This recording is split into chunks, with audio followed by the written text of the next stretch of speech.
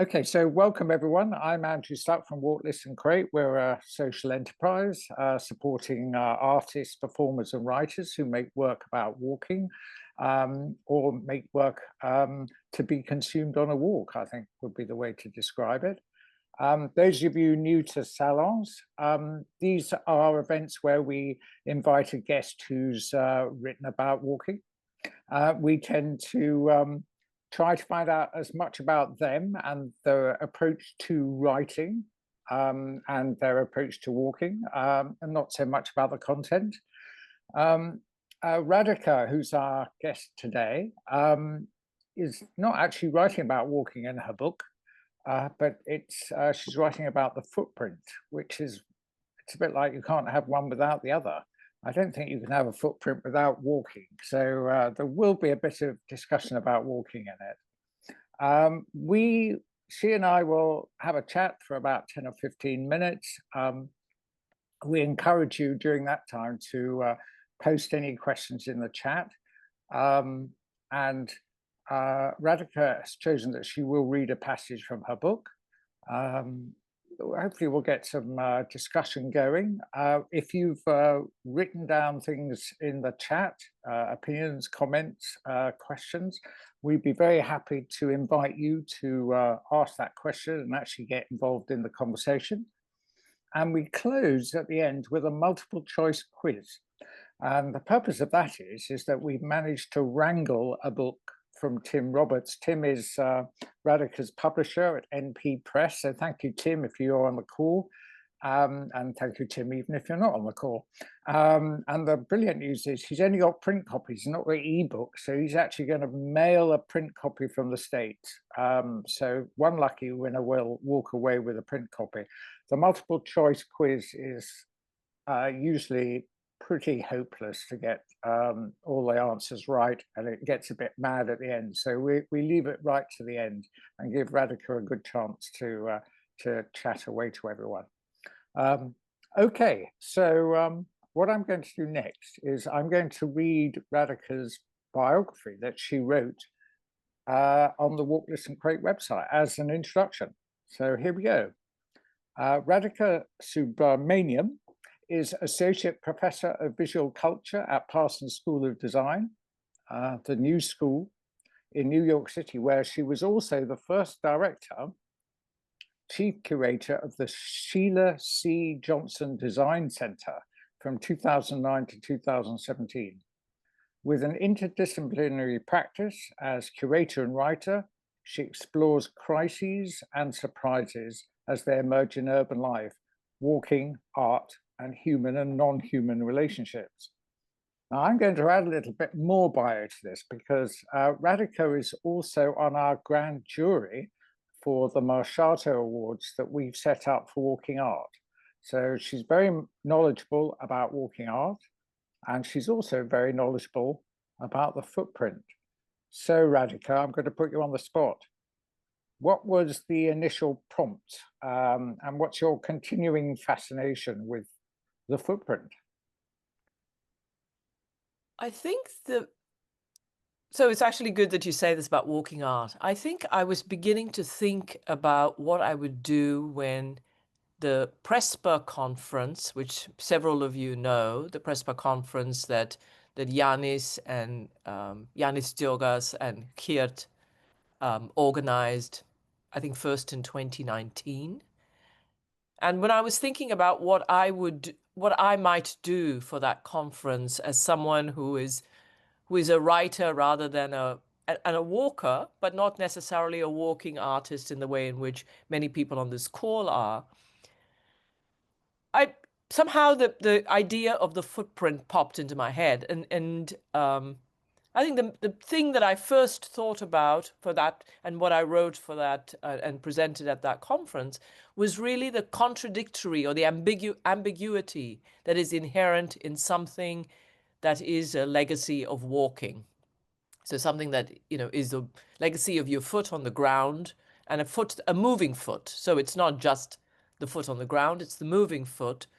The fact that it has so many contradictory meanings. And I think that was the first impetus to think, oh, there's something interesting here that I don't know, bears chewing upon. Yeah, well, that sort of comes to my sort of second question, really, which was I was going to quote a line from your book where you say, every footstep tempts those who follow to pour interpretation into its print and to cement meaning.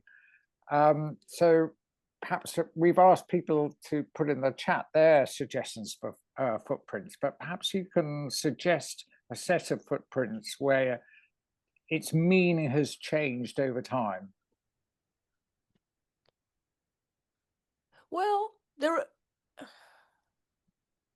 I like to think that there are footprints, that any footprint actually goes back and forth a little bit, and that you can hold both things at once, and that it has enough of a flip-flop quality that you could extract the other meaning. So the footprints that I start with in the book are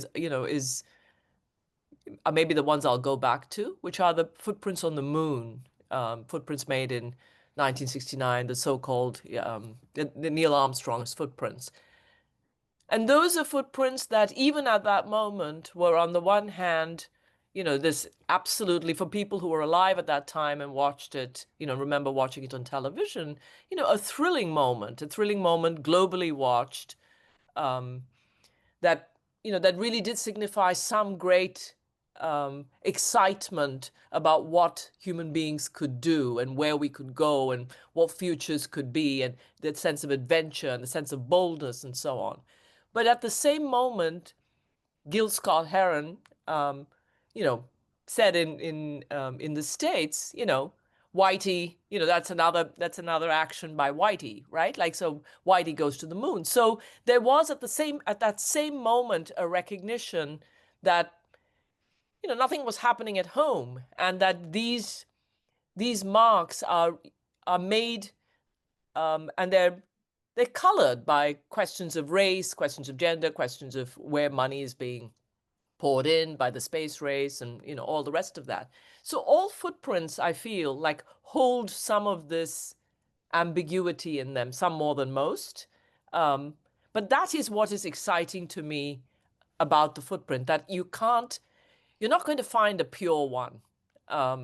It could easily be, and if you're striving at the end of the book, or striving in general, to find the one that you can say, well, this is a good footprint, and we'll go for it. That's the thing I would caution against. Not that you might not find one that's meaningful to you, your child's little print, but child's little foot. But it's the idea that you can hold one, and that footprint somehow is a perfect one that could be held, whose meaning could be held without historical, political, aesthetic, phenomenological intervention, that you can hold that meaning intact. Well, let's go through the sort of different footprints there might be. And one of the ones that I was fascinated about in the book was how the footprints has been used as a measure, and especially how it's been used as a measure in mapping boundaries. And also you explain really well how maps changed from being something which sort of was more of a guide to a route that was followed into something that expressed or determined area and actually claimed perhaps nationhood or territory. You talk about these characters in colonial India, dare I call it, the colonial subcontinent. The Brits at work suddenly worked out that they couldn't possibly map the territory themselves, so they recruited Indians to do that, and then forced them to keep to a certain stride or footprint. So could you tell us a little bit about that? So about the pundits, the Indian mappers, yeah. So you have to remember, this is this is the 19th century. This is the moment of the Great Game, as that became so. Britain and Russia are sort of vying in that sort of area, which is now the Himalayas, into Central Asia. There's a sort of, so the British are extremely interested at this point, in trying to figure out what those boundaries and in staking a claim for that territorial space. So the Great Trigonometrical Survey had begun, much earlier, in the early part of the 19th century, which was a kind of mapping of India, the Indian subcontinent, all the way from the south to the north. But this sort of region of the Himalayas came into sort of focus by the time the survey reaches there, and the British, as you said, discovered that it would be very difficult for white men to travel into some of these regions where, in fact, people were being killed or there were various kinds of violence being perpetrated. But those who regularly traveled these routes, which were quite porous, even though there were different kingdoms and so on, people went back and forth, were in fact not only, but certainly the Indians.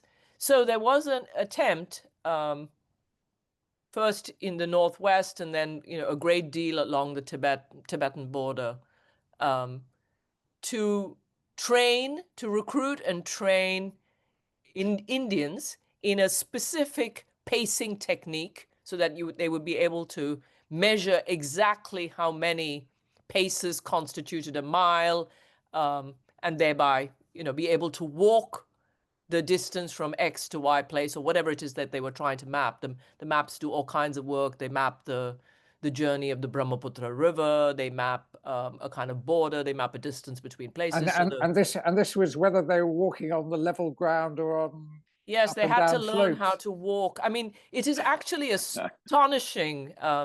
And through I snow, mentioned through Nain snow, Singh and yeah. Rawat, who is one of the, in a way, the person after whom the pundits were named. Pandit is obviously the word from in the English migrates into English. It's a sort of teacher, someone who's knowledgeable. But he was a school teacher recruited. But when you read his diary, fairly kind of minimal diary, he's doing all sorts of things. They're measuring all kinds of things. They're keeping track of all sorts of things, and presumably dealing with, the yaks and the beasts, the people you meet, and so on. So to keep that measure while you're doing that is a sort of act of multitasking that is, gobsmacking. I mean, it's really more than one can imagine. So yes, over all sorts of terrain. And are there other examples that you found particularly intriguing or bizarre about the footprint as a measure? Well, I mean, there is I wouldn't say bizarre. I would say it's what I found kind of curious is one, the attachment to the name, even when it no longer has anything to do with the foot. So the foot in the US, for example, it's no longer anything to do with the foot. It's calibrated against the meter, etc., but there's still an attachment to that word. So I found that to be sort of fascinating. And in the book, I go in a little bit into the different feet that the US has played around with, and one of which was very recently retired. I was also intrigued at the way in which the foot as a measure, the foot as a kind of surveying technique comes up in so many other places, one of which I talk about a reasonable amount, which is in colonial Mexico and in pre-colonial Mexico, where that attempt to measure sort of is taken from pre-colonial kind of mapping depictions, but enters the colonial map in the form of specific feet. So the indigenous painters who were recruited to make these colonial maps, which was meant to be sent back to Spain, sort of insisted on keeping the foot, and that's just that's a kind of an artistic act, maybe also a political act, but an artistic act that says that there is somewhere still a realization that the foot is the thing that maps that terrain.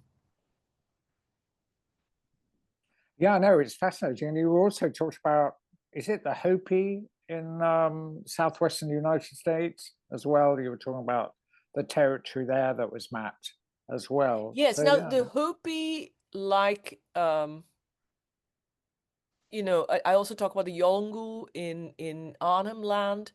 Those footprints, as I understand, are much more capacious, much more complex concepts that keep the idea of the foot, but it's not the narrow imprint of the literal foot alone. So it's an idea that the ancestral traversal or the ancestral engagement with the land will manifest itself in all sorts of sites. So petroglyphs, buildings, regions, and that all of these then are manifest as footprints. So it's less literal minded, if you will, but the word used, insofar as I've read all the literature related to that, the word used in both contexts is footprint. So it's not just that, oh, there's an idea about the effect of prior ancestors upon land. It's actually that it is the term used for that is footprint. And Jalkiri in Australia and Kukveni in, I mean, my pronunciation is, forgive that, but in Hopi. yeah, because what you're talking about there is they're reaffirming their territory. That's the idea by walking those. Yes, and in a sense, and the those job routes. of the descendants is to retrace that continually, and that is part of the developing of a relationship, walking in the footsteps of, but redeveloping, reinscribing that relationship.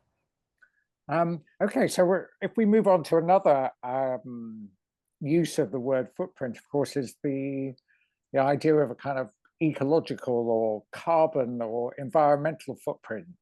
And I was wondering whether there was are the footprints that you've encountered, that use of the word, that you feel should be made redundant, even though they're still in common parlance? The galling one to me is the building footprint, because it is, to me, antithetical in every single way. And so it has nothing, it seems to me one of those that has nothing in it but the occupation.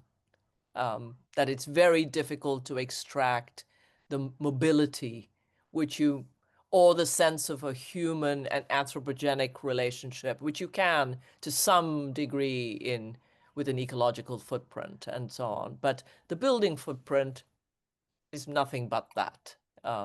Is that the well, I wonder, because I think if people sort of thought about the Twin Towers, they talk about the footprint of the Twin Towers. So you write about that as well.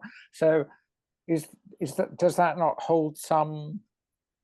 But the Twin Towers, the memorial campaign after the after the fall of the World Trade Center Twin Towers, there was so much attachment, which is what I write about. Others have written, obviously, eloquently before me, but so much attachment to those two footprints, as they called it, the footprints of the tower. There's so many ways to come at memorializing, and there's so many ways to think about, and so many ideas were submitted to the LMDC, which oversaw that the competition, so to speak. So many different kinds of ways of thinking of what would be restorative and what would be a remembrance, etc. But this fixation on the fact that exactly that those footprints, as they were called, exactly those dimensions, the perimeter of those Twin Towers, that should remain, for that to be one of the criteria, one of the parameters given, strikes me as a sort of I don't know. I mean, it's curious and interesting, but also extremely peculiar, because what is it to do? I mean, so many people died, but we're stuck on the fact that the building, which only dates back to the 60s, so it's not some building shrouded in time. It overtook another. There were lots of footprints, so to speak, in that in that area. Radio Row was demolished, etc., in order for the Twin Towers and the World Trade Center Plaza to be created. So it's not a the attachment to that as a sort of sign strikes me as really reaffirming the sort of quality of occupation, of claim, of all the things that went along with what happened in the aftermath of the September 11th attacks, right? The kind of U.S. foreign policy decisions. And I should just say that, the particularly sick thing is that in the sort of attack, in the sort of defense, so-called defense, and the attacks against other places that happened in that, the whole military model for that, however, was called the light footprint. So you were meant to sort of surgically go in with a very lean, mean, military intervention in order to devastate others. That was part of the shock and awe military. So it's the perversity of that is worth remarking on. Okay, well, we're about 20 minutes into this event, and maybe what we should be doing is asking people to think of questions that they want to ask you. Maybe it's an opportunity if you wanted to read something, you might read a passage now. Would you like to do that, Radhika? Sure, I can do that. If well, people are thinking. If people are okay with that too, yes. So it's about 3-ish minutes, just so you know. Footprints are made in a critical conjuncture of pressure and impact, movement and propulsion, against the composition and properties of the substrate. In the striding human foot, the heel hits the ground first, usually leaving the first deep impression. As the body shifts its weight forward, the lateral sides of the feet make their mark until momentum is surrendered to the balls of the feet, the metatarsal heads. The toes then exert their pressure, and the final lift-off is achieved as the big toe pushes against the ground. If the surface is soft, yet still tensile, and the atmosphere relatively calm, the walker leaves a trace.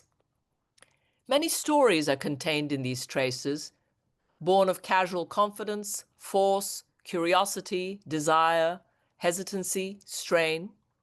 The human stride, whose account is so often subservient to the hand, has made its own mark on our history.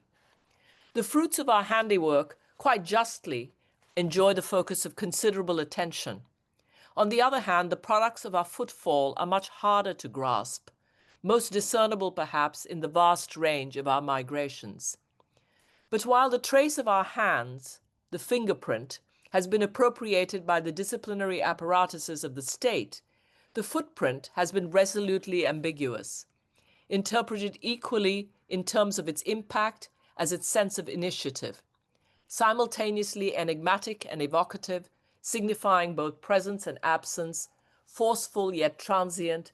The footprint reveals an itinerant evidentiary history. Consider the following footprints. Those drawn by indigenous artists in maps of New Spain created for the Spanish crown. The footprint impressed on the moon as one small step for man in 1969, and today's carbon footprint.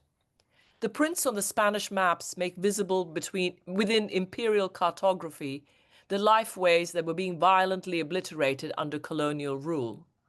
The thrilling moonwalks of Apollo 11 came with the freight of Cold War geopolitics, U.S. imperial ambitions, and the disregard of racial, social, and economic inequities at home. And for all that the carbon footprint intends to hold to account the totality of anthropogenic action, it encodes and obscures the asymmetries between the global north and south with their historically different carbon emissions. Each footprint spotlights an instance of human politics and questions of social justice embedded in the histories and practices of colonialism, U.S. imperialism, capitalism, and racial, economic, and environmental disparities.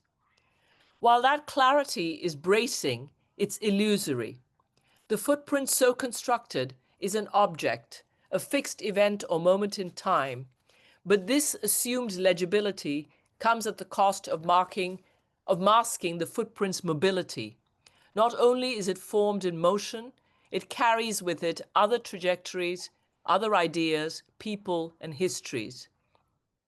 Every footstep tempts those who follow to pour interpretation into its meaning, into its print, and to cement meaning. This predilection to see the footprint as the stable imprint of a foot's tread, an artifact that claims space rather than as a brush with movement, has significant implications. Customary usages in ecopolitics, as much as in architecture, produce the footprint as a static and substantial form. Footprints struggle to leave a visible trace on city streets where their authority has been seized by buildings. Feet are evacuated from terrain they once trekked and surveyed into the distanced lines and coordinates of maps. Although derived from bodies, feet begin to discipline us as external standards of measurement. The footprint's corporeal basis makes it both familiar and easy for anyone to visualize, and therefore not unexpectedly, it pops up everywhere. Thoroughly mundane, a sentimental cliché, a lazy metaphor. But its ubiquity also means that it remains unexamined, whether evoked in the metaphors of carbon and building footprints, or whether as a physical trace too frequently absorbed into pre-existing evidentiary and museological paradigms. The result is that we no longer see the footprint as such, let alone sense that it was born in a process of imprinting. Thank you. No, I think that's a really good passage to choose as well. That gives us lots of thought. If people have got questions to ask, then please pop them in the chat. What I was going to ask next is, quite a few years ago, we celebrated in the UK the 300th anniversary of the publication of Daniel Defoe's Robinson Crusoe, and all of Robinson Crusoe's world is turned inside out or upside down by the discovery of a footprint, a human footprint on the beach. One footprint, I think. I don't think it was a pace. I think there was just one. But also there are other good stories that include footprints. I know you mentioned, I believe you mentioned, if I remember rightly, Winnie the Pooh and Piglet. They're in search of, is it the Woozle? I think they're in search of, and they follow the footprints round and round without realizing they're actually following their own.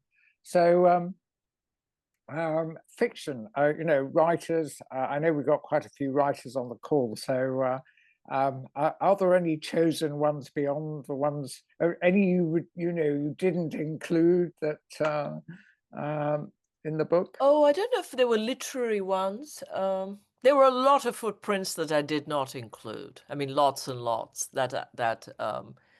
for instance, all of the, if you will, the religious footprints. So Buddha's footprints, which are a sign of the Buddha. Muhammad has footprints. Adam has footprints on a hilltop in Sri Lanka. So the idea of a pilgrimage and the pilgrimage going to the footprint, for example, was a sort of track that I could have followed, but I chose in a way not to include that. So there are several, that for a variety of reasons I thought I've done what I want to do, or the inclusion of that doesn't necessarily, I don't know, add anything to the structure as it stands. And you also talked about, you included some artists, some installation and live artists and walking artists who'd made work that as a protestation or as an act of activism or yes, Mona Hatoum, most notably, with her two walking projects done in the 80s. So she's gone on to do other sorts of things, but those to me still seem to be very seminal projects. So the one in Sheffield, which I talk about a fair bit, but also the one in Brixton. Also Birender Yadav, who is an Indian artist, contemporary Indian artist, who has been making work with brick kiln workers in an area of Mirzapur, where people make bricks. And so one of the things that I didn't want to lose, or that I try to insist on, is that the foot isn't separate from the footprint. So what I don't want is a footprint to become an artifact that's divorced from the foot. Like the foot makes, it's the making. It's the making and tracing and erasing that is interesting to me. So his work, which is both sort of sculptural but also photographic, was about these the feet of these workers that effectively turns, they have to, first of all, they make these sort of wooden slippers, for lack of a better term, karaos they're called, to protect them from the heat of the brick kilns. But they also say that eventually their own feet will become like brick. Their own feet will become brick because the feet are so damaged by the exposure to heat that they thicken and callous and so on. It's actually hard to continue that. And then the third artist whose work, photographic, is Ahlem Shibli, a Palestinian artist with an Israeli passport. And it was Ahlem's series called The Trackers. So one strain in the book is this whole peculiar idea of using really indigenous or communities that are local, people who are local to an area, in order to, whose sort of skills, familiarity, and training of just observing their world is appropriated by the state for various forms of state surveillance, for lack of a better term, while at the same time their very land has been expropriated. So that utterly violent perversity. So Tohono O'odham on the US-Mexico border, who are part of an elite tactical group called the Shadow Wolves, Ahlem's, the Bedouin, the IDF's Bedouin trackers, and then also, colonial Australia, where people were being used to track kind of white fugitives. So that was something that interested me, and it came out in part through the work of some artists, but not just. I've seen that Kathleen Moore's you've written quite a bit, but I'm put a couple of things in. I'm not sure it's a question in there or just a comment or opinion. Do you want to say anything, Kathleen? There.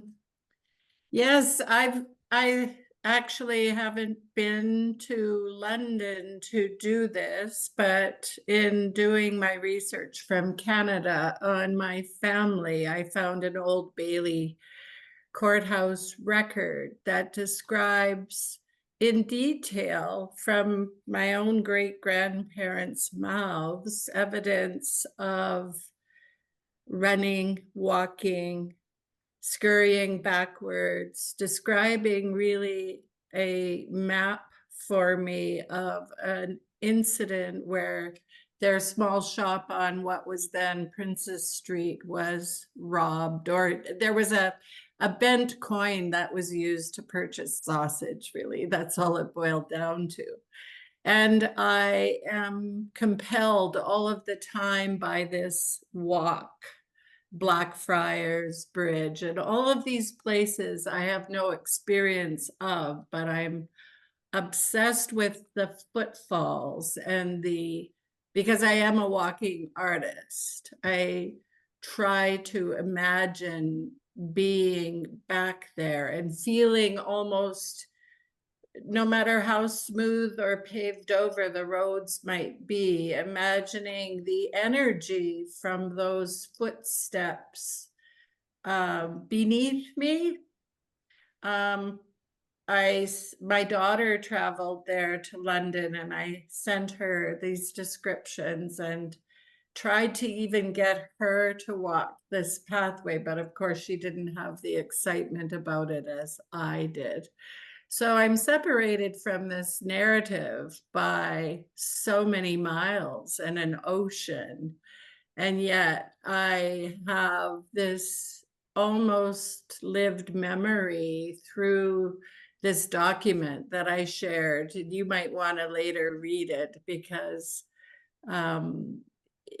you would maybe understand why I want to be there. So I also wrote in the chat about, I enjoy the idea of the smoothing of the pathway, taking land from a serrated, textured experience into smoothness, which, when you describe the moon step, I've heard that the moon, once there's a footstep, it's eternal. I don't know if that's true, but I find it interesting that that would never be smoothed again, or that people will not try but tramp over it and smooth it down over time. I like the historical sense of wandering through a space where other steps have fallen. I appreciate everything that you've shared about the colonial footfall on Indigenous places. I really am going to take away some other things from your sharings. I appreciate it. Evidence is an interesting concept for me. I'm very interested in cartography and the paths that we travel. But I think story and memory factor big with me when I imagine that others have walked in these places. And that's why, for me, these places are all very sacred. And it really pisses me off when they're not treated as holy land. So there's food for thought, stuff I'm thinking Thank about. you. Thank you. I think there are many artists here who certainly would know what it means to walk something that someone else has walked before, even if it's not something that is either a historical or a personal or a biographical or your. So I'm sure that has powerful resonance here.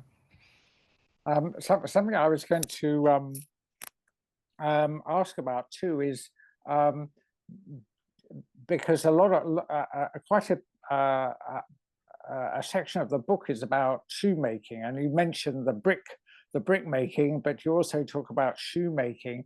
And I think also what's quite kind of key is the idea of barefoot walking and the footprints, the footprints which are left by boots or shoes, which might include the astronauts, but also barefoot walks, and whether we interpret a footprint in a different way if it's been left by a soulless, by a foot that hasn't got a soul.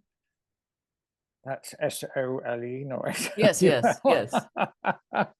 I mean, I think I'd say a little bit that has to do with urbanity and the difficulty of leaving a footprint on, first of all, on that kind of surface, but also the fact that urbanity appears to be associated with having shod feet, that it's part of the whole notion of civilization is being shod.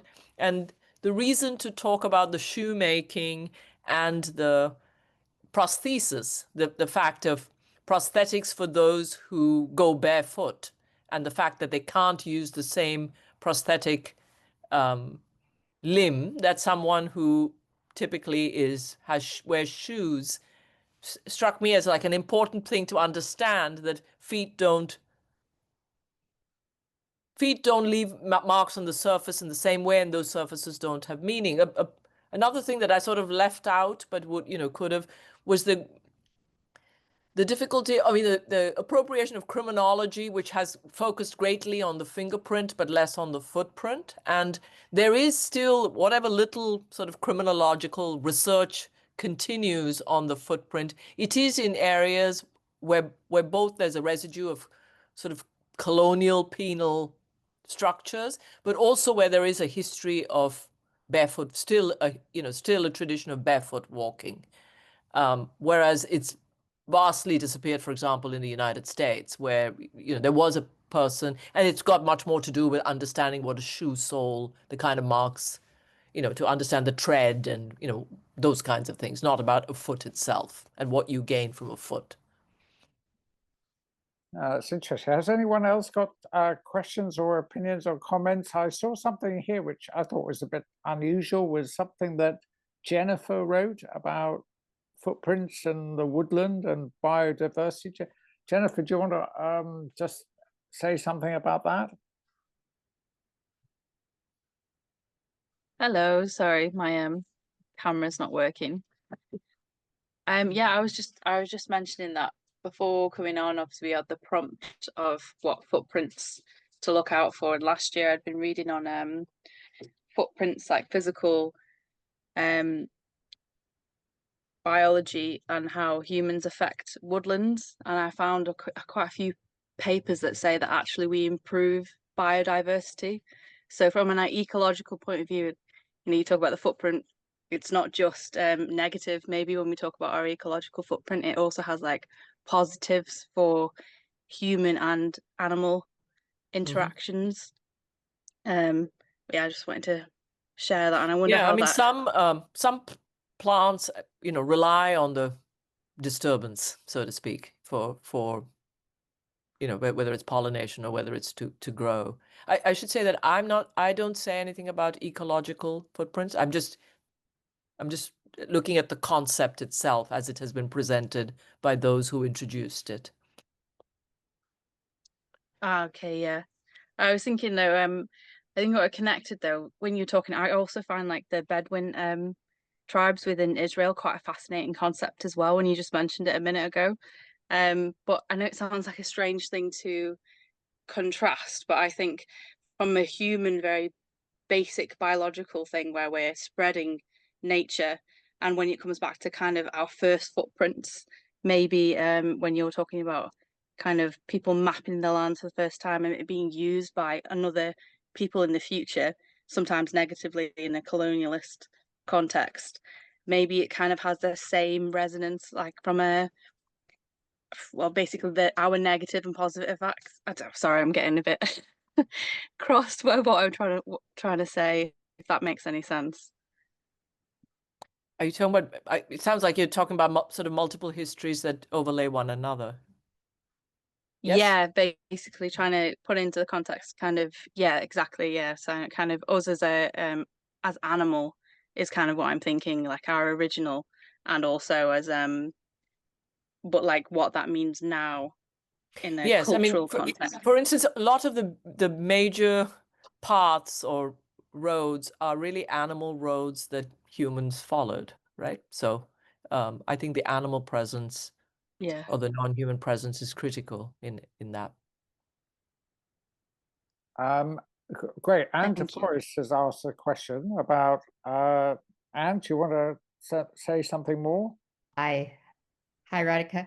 I really loved the part of the book. I mean, I love so many parts of this book, but I was very struck. You described the footprints in Sarajevo and Princip, who was the assassin, and how that has changed over time as different political, the footprints have stayed or they've moved. And this idea of footprint as a memorial, but even as a memorial, it doesn't have a stable meaning. I'd love you to say a little bit more about that. I just thought that. So the footprints in Sarajevo, if you don't know, so this is the famous shot that was fired, against the Austro-Hungarians, so Franz Ferdinand and his wife, which sort of precipitated the First World War.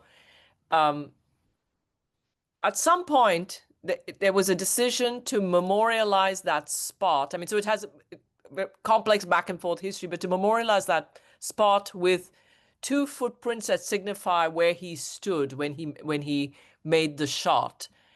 And that in itself, that is a remarkable decision. And sadly I don't have the material exists, but I certainly don't have the language and didn't have the time to do that sort of research to find out what the nature of that decision making might have been. And I don't know if that archival material exists.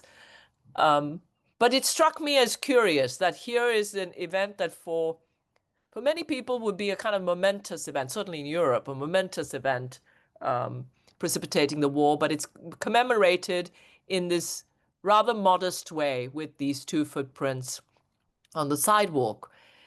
And then these footprints come and go for a variety of reasons. Partly it's the sort of changing landscape of what became Yugoslavia, the changing idea of who Princip was. Was he the first sort of anti-colonial kind of strike against anti-imperialists who struck against the Austro-Hungarians?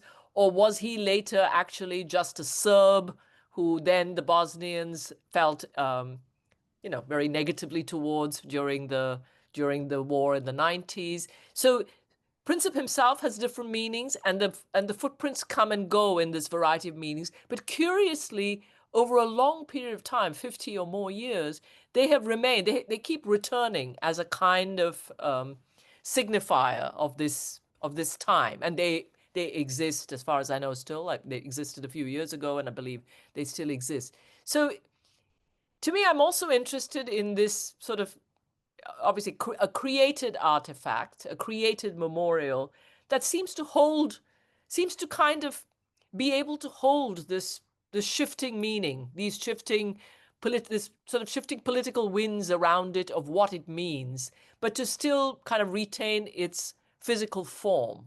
So basically, it's like the memorial vocabulary has been a very modest memorial vocabulary. So it's not a statue, which it could have been.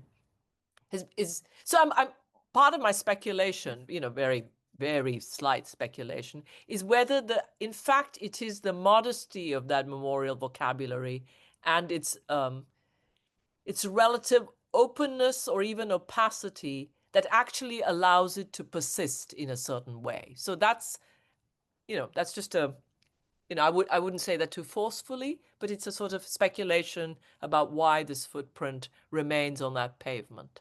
Yeah, it's really interesting because it's not like different from a statue of someone that then is sort of this fixed thing. There was something about the footprint, and you put it in the book kind of near the end, so we're already contemplating what it means, but this mutability of meaning was just as a monument. It's very curious, but it was a provocative way to talk about it too. Thank you. I see that Bill Gilbert has popped something in there. Bill, do you want to say something about Ifu Tuan? Okay, well, I can read it. Ifu Tuan talks of walking as a way that space is made into place. If the Hopi maintain their place by walking, does that relate to how identity is maintained in oral cultures through the telling of stories? I mean, I think of journeys, and maybe I would just say this in this simple way. I don't know if I can answer it in that, like say one answer would just be yes. But I might say that I do think stories are journeys, stories are paths, and so the interaction, and that one of the big, in a sense, the originary story is the story of a journey, is of someone going and returning. What if, for whatever reason, that is one of the kinds of stories that one would tell. So, yes, I think story and movement are related as ideas, as not just as ideas, as physicalities, as as how we experience things within us as bodies. I don't know if that's a satisfactory answer, Bill, but I'm going to say thank you at this stage for entertaining us. I'm going to give you the last word. So, mainly want to say thank you. And you returned a certain pleasure that came during the research and writing of this book, which is that anyone you speak to about footprints has something to say about it. They have a footprint in mind, they know something. So one of the nicest things about, a book like that is people give you footprints. And I couldn't read everything, but when I was quickly looking through, I felt that's what people gave back. And in a way, it can continue, that the book will always have that potential, or this conversation always have that potential to return. And I want to thank everybody for doing that.